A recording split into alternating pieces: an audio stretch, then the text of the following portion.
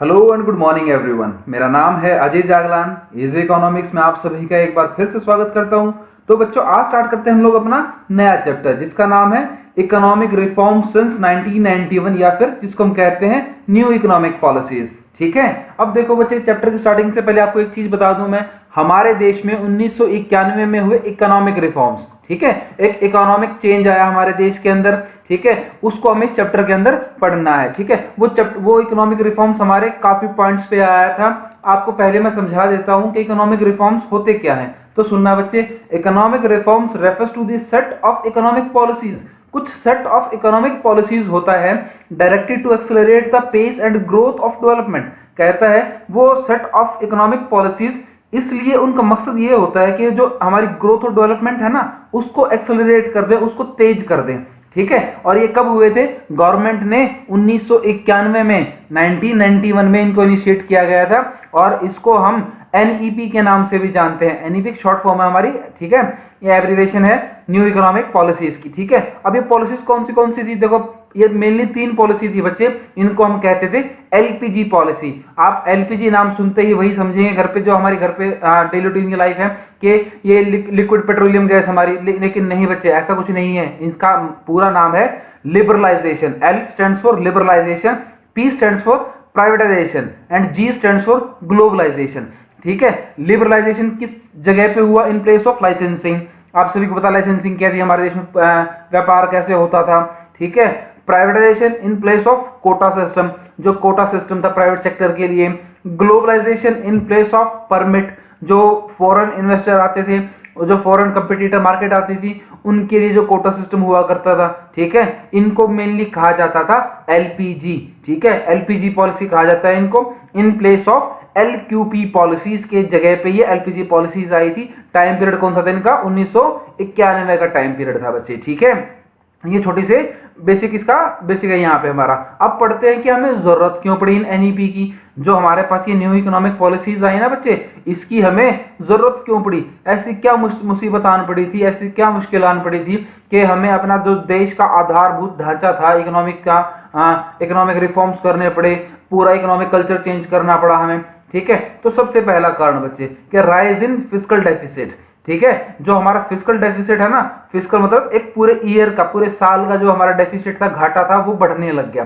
ठीक है, आपको पहले बता दूं मैं फिस्कल डेफिसिट क्या होता है। कहता है fiscal deficit means difference between total expenditure and total receipt.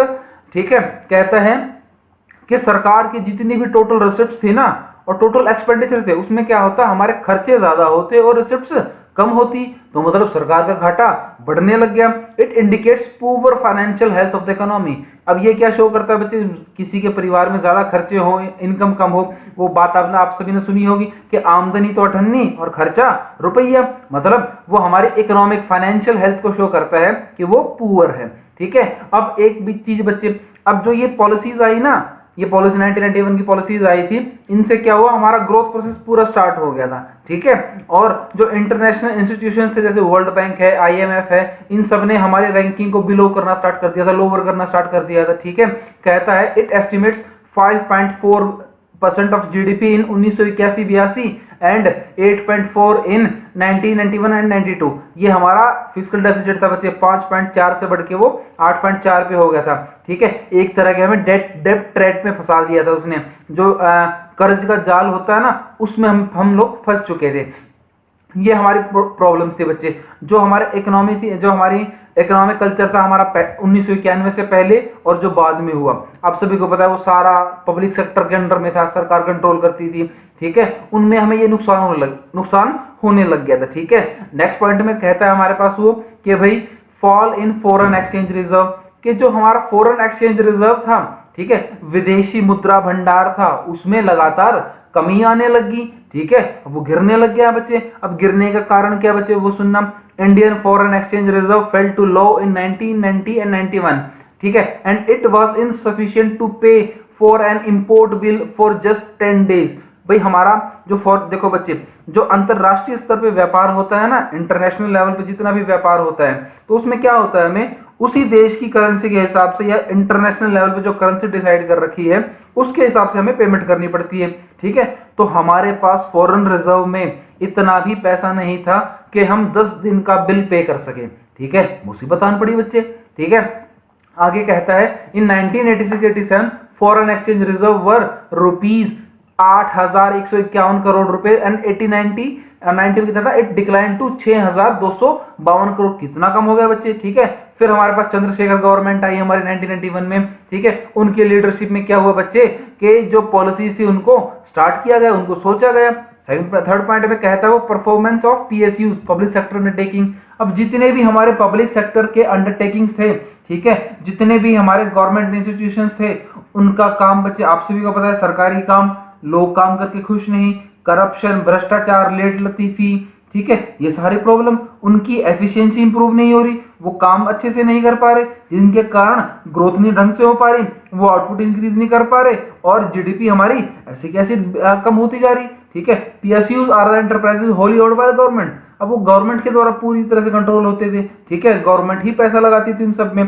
ठीक है, और कई हद तक बच्चे, काफी हद तक उनके बीच में पॉलिटिकल इंटरफेरेंस रहती, जिसकी सरकार आती अपना अध्यक्ष बना देती, उस पीएसयू का अपना मेंबर बना देती, तो अपने बंदों को भ्रष्टाचार करके लगा देती। ये प्रॉब्लम रहती है बच्चों उनमें काफी हद तक की। ठीक है, जिससे उनकी एफिशिएंसी पर असर पड़ता। नेक्स्ट पॉइंट में कहता है बैलेंस ऑफ पेमेंट। अब बच्चे जो बैलेंस ऑफ पेमेंट हमारा कि जितना एक्सपोर्ट और इंपोर्ट होता, कहता है बैलेंस ऑफ पेमेंट क्या होता है बच्चे, it is a difference between total export and import of the country. ठीक है, जो देश के जितने टोटल एक्सपोर्ट हैं और टोटल इंपोर्ट हैं उसको कहते हैं हम लोग balance of payment. When total import obtain from two sources, हम सभी को पता है टोटल इंपोर्ट, हम जो हमारा टोटल इंपोर्ट है वो दो सोर्सेज से मिलता है। ठीक है, वो आने वाले चैप्टर में पढ़ेंगे वो दो सोर्सेज कौन से है हमारे। ठीक है, कहता है deficit of balance of payment had been rising continuously.